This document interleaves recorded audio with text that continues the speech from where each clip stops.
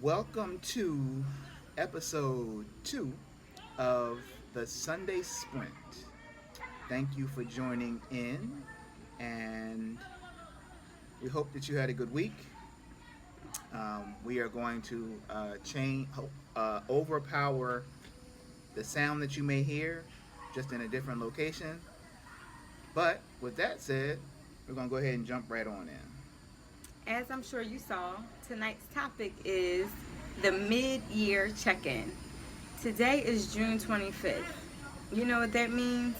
We are almost just a couple of days shy from the 6-month mark of the 2017 year. That means the year is half over. Whoa. And just think about where you were December 31st when you sat and you made your whatever you want to call them, resolutions, goals, whatever they may be, and you said you were going to do this, and this. My question to you is, have you? And that, my friend, is the first talking point for today. The first thing to consider when you're thinking about the mid-year check-in is, what goals did you set for yourself December 31st, January 1st? And where are you? So with that said, you would have to know where those goals are. Did you write them down, and did you write them? Were you out and you wrote them on a napkin and you threw the napkin away and you never went back to them? Do you have a book? Did you write them in a notebook, or did you write them on a piece of paper and transfer them? Did you write them down? If you didn't write them down, then they really weren't goals. They weren't things that they were good in the moment, but they did not materialize after the day, after January 1st. Do you use some type of a planner where you can process out what your goals are and jot them down in a safe place, where this particular planner has inner goals and outer goals, where you can really outline what your plan is, your ideal life, and what things would look like? Those are the kind of things that get you going. But this page in my journal, or my planner, this is not a journal, says yearly goal chart. So this was the goal for the entire 2017, and it outlines finances, work and education, relationships, home, inspiration and creativity, spirituality, health and well-being, friends and family, recreation and fun. So those are some of the things to think about when you're processing out your own personal goals. Have you written them down? Where are you writing them? That's one option, is to make sure they're written down in some type of a planner. If you don't have, we talked about accountability partners last week. If your accountability partner has not asked you monthly or coming up, where are you with your 6-month goals, you probably need to get rid of that partner, because that partner didn't believe what it was that you wrote down, didn't think that you were going to follow through with what it was that you said. Were they right? Were they wrong? Only you know. And if you don't have an accountability partner, one of the things we talked about last week is finding a way to hold yourself accountable. And so I just showed you a planner that you can use. But sometimes we don't have extra money to go out and spend on these fancy planners that people are developing. So get yourself a notebook. This composition book, yes, a little ragged. $1. If that, I probably got it, quite frankly, from Walmart at the back to school event for 50 cents. I don't spend more than I have to on anything. And then this book we talked about last week, Drafting Goals. So you can't really see it, but a goal for 2014 was to decrease my family's debt by $20,000 by the end of the year. And we talked about tracking those goals, or trying to look at specifically how that's going to get done. Well, guess what? we're not talking about what we did at the beginning of the year.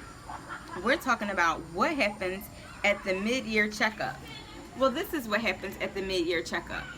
There's something in my book called mid-year review, and that is done every June. Doing that today. Yes, this last week of June is when we sit down and we look at the bills that we have, not just the, or not, I shouldn't even use the word just. We're not looking at our grocery bill.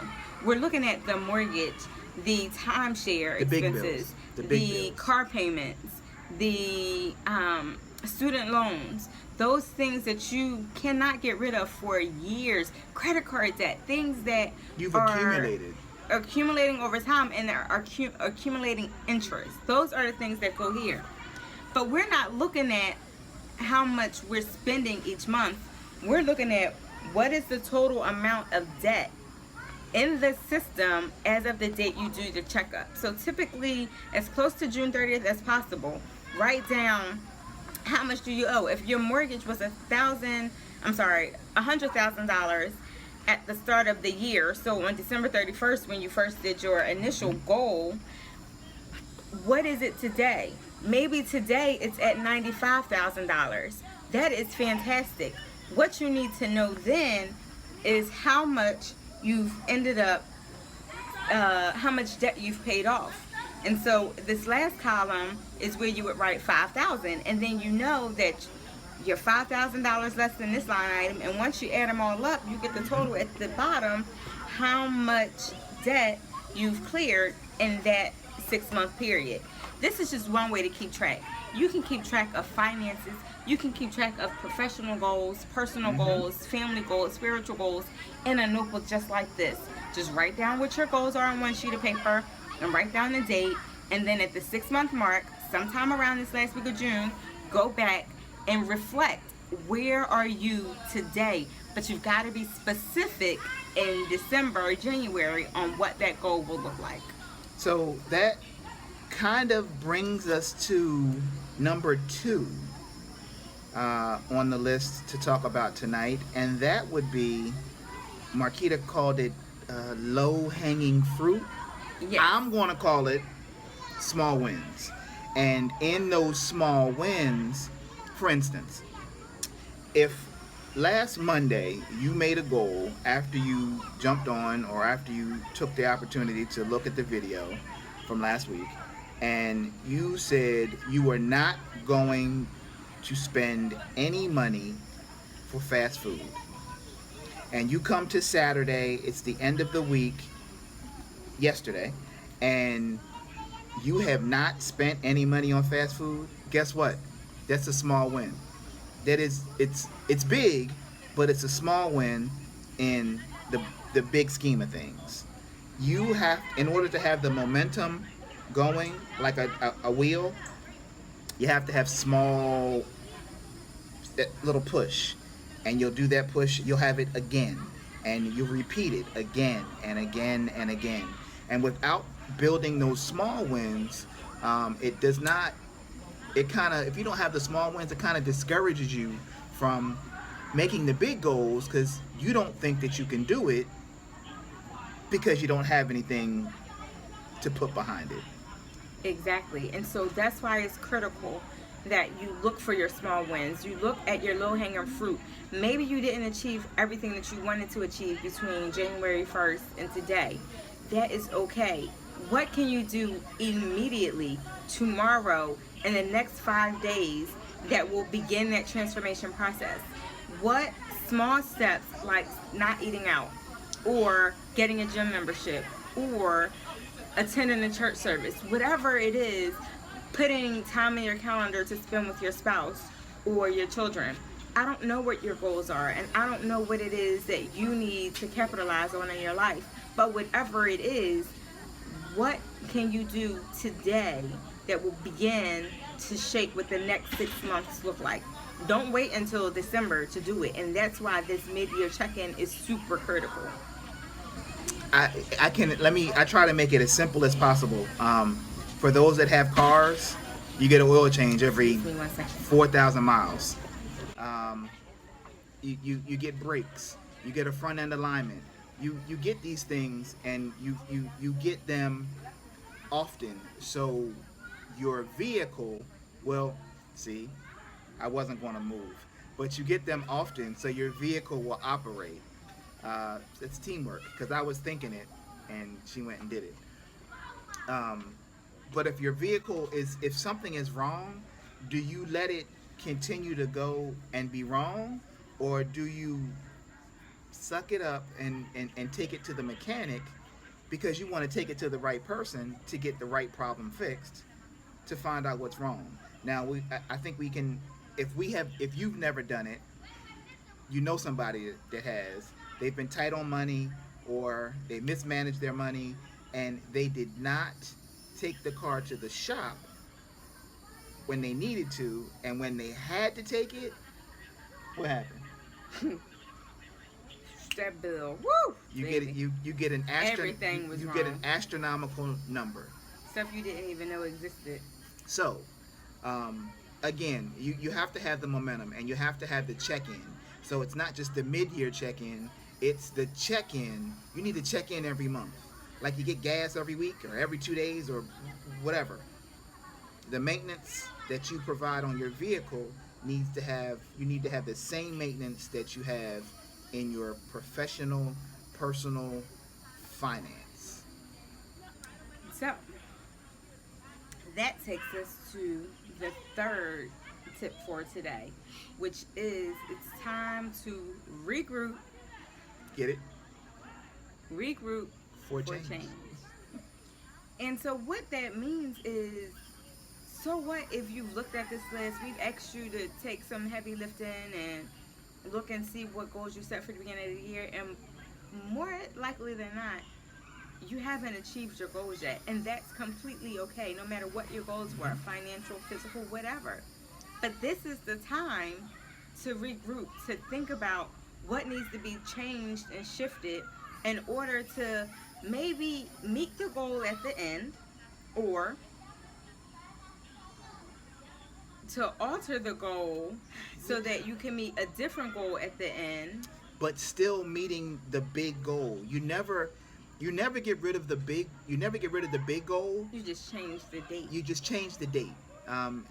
You may have to alter some things that you need to do in order to make sure that you achieve the goal. Your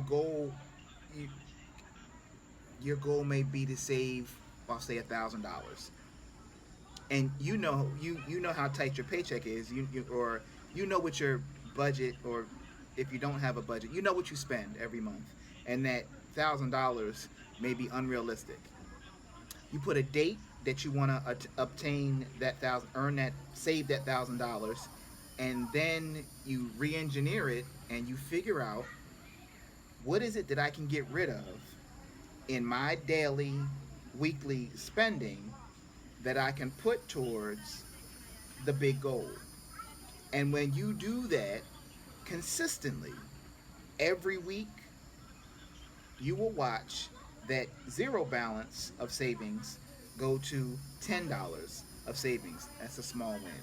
And you'll watch it go from 10 to 100. That's a small win. Now, let me caution you. You'll have these small wins and have that momentum. Do not take the money that you saved as a small win and go buy something, because you start back at zero. I want to give you a different example. I know he's talking finances, which is extremely strange because I'm not. right. You see, But I said that with a straight face. I'm wearing this shirt for a reason. This shirt is from a Spartan race. And at the beginning of this year, actually in December, we decided that we were going to do the Spartan Trifecta this coming year. In 2017, we were going to complete this Spartan Trifecta. What that means, Focus. what that means is that She didn't hear what we said earlier. No. you would complete a sprint, which is anywhere from 3 to 5 miles. 5. You would complete a Super. super, which is 8 to 10 miles. We haven't done that yet. And you would complete a beast, Beast. which is 12 to 15 miles. Haven't got there yet either. But in January, we planned out, actually, I think it was in December, we planned out how each of those would be accomplished. We agreed that the sprint would be completed in March in Atlanta. The super would be completed in the Jacksonville area. I don't remember what they call it, but Palm Coast area. That would be done. It was supposed to be in June, but the date was changed to May 13th, which was Mother's Day weekend. And then we would complete the Beast in December. So we'd finish our year with the Beast, but that would give us ample time between May and December to really strengthen Built to Buy Endurance and be ready for that 12 to 15 mile Beast. But this is what happened. We did this one. That was great. It was successful. Woo. It was crazy rolling hills, but we did that thing. Rolling. But when this one came, because they changed the date from June 5th to May 13th, we had a conflict on May 13th. And the conflict on May 13th was that our baby daughter, the youngest twin, had a state championship track meet for her first middle school experience where she was a part of a relay team, which meant if she didn't show up, there was the potential to let her team down and that her team may or may not be able to compete.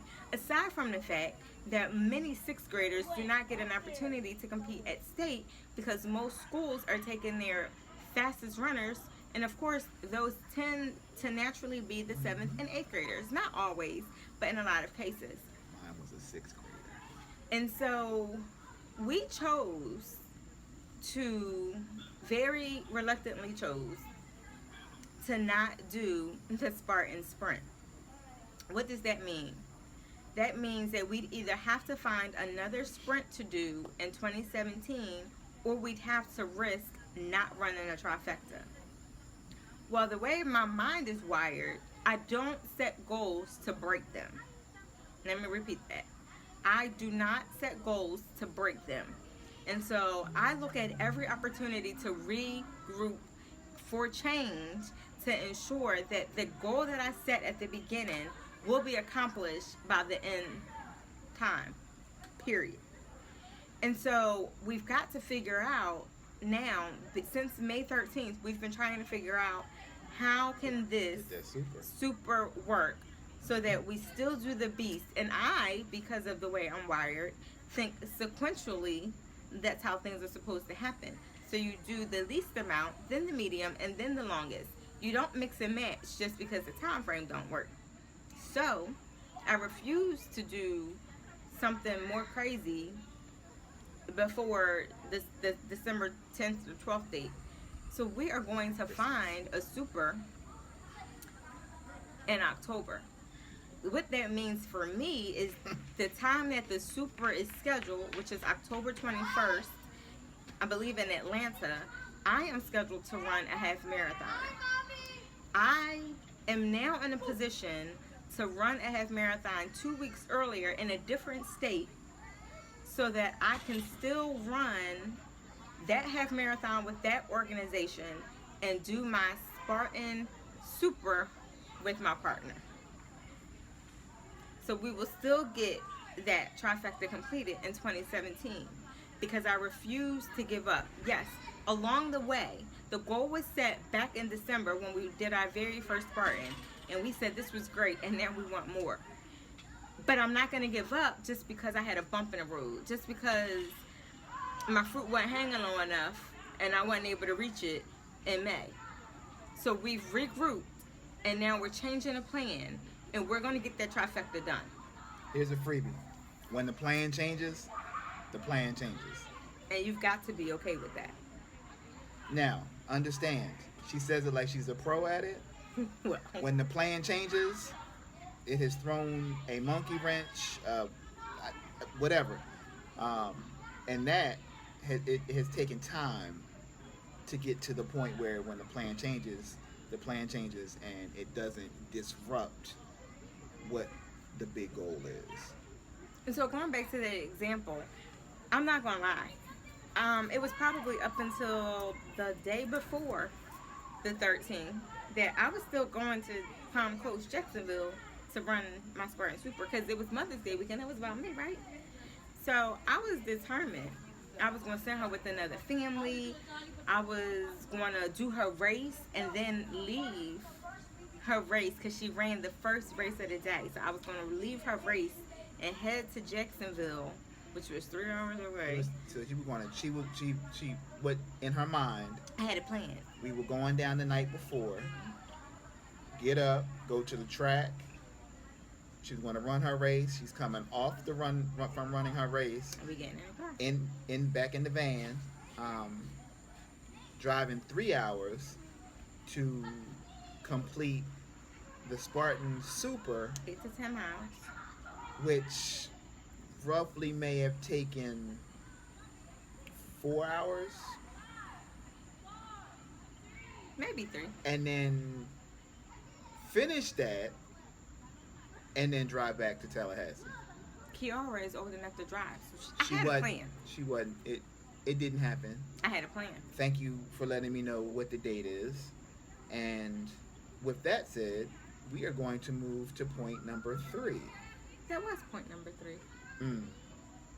So, thank you, world, for allowing me to realize that the 21st of October is Spartan Super. What questions do you have? Whatever questions that you have, drop them in the Regroup for Change, and then we'll know you've watched the video. But we want this Sunday Sprint to be beneficial to you. We want to be able to help you. We have some ideas where we think from talking to people what is beneficial, but we want to be able to truly be a blessing to you and talk about, give you tips on things that matter to you. So, with that said, you have anything else? Nothing else today. So we try to keep it within a half an hour. We understand that Sunday is a busy night and we pushed it back. Apologize for the noise, but what did I say? When the plan changes, the plan changes. So with that said, I am Oliver. I'm Marquita.